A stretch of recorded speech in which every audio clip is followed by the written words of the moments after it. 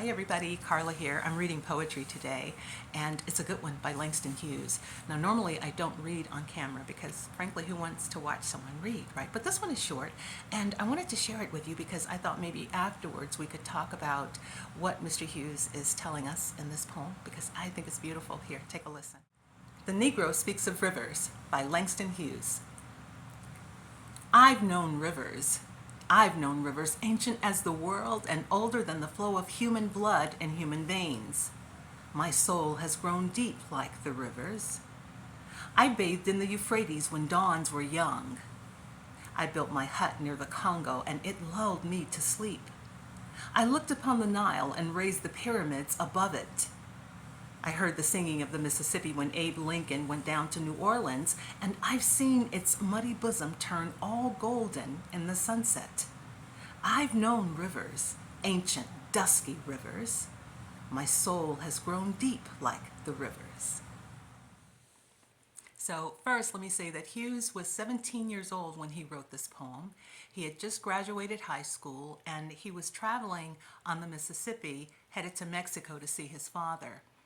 Now, in the poem, he invokes the ancient rivers, the Euphrates, the Congo, the Nile, and the Mississippi.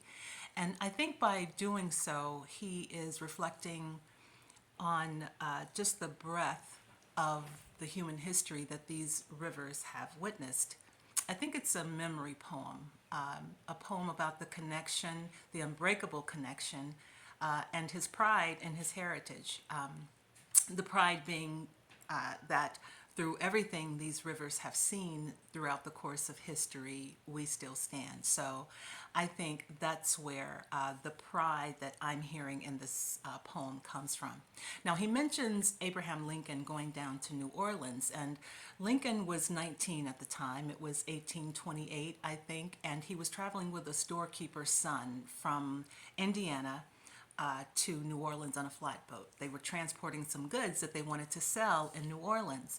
So I'm sure you've heard the story that on that trip, Lincoln and his friend, they were attacked, allegedly attacked by 7 Negroes after they had tied their boat up one night. And the attackers never got the goods. The two men fought them off. They were unarmed. Lincoln and his partner were unarmed, and they fought off 7 Negroes, and they weren't robbed. So I don't know that that story is true. I think maybe it has been embellished. Even when you look at some of the biographies of Abraham Lincoln from different writers, that story is told differently, even when it's told by the wife of Lincoln's travel partner. So they could never really give the same account of what happened and how it happened. So it just created some doubt in my mind about it. So maybe it happened, maybe it didn't, I don't know. But anyway, while Lincoln was there, he went to the site of one of the most active slave auctions, and he read a historical marker there that said, I saw some of those enslaved people sold, men, women, and children too. And that's what the marker says.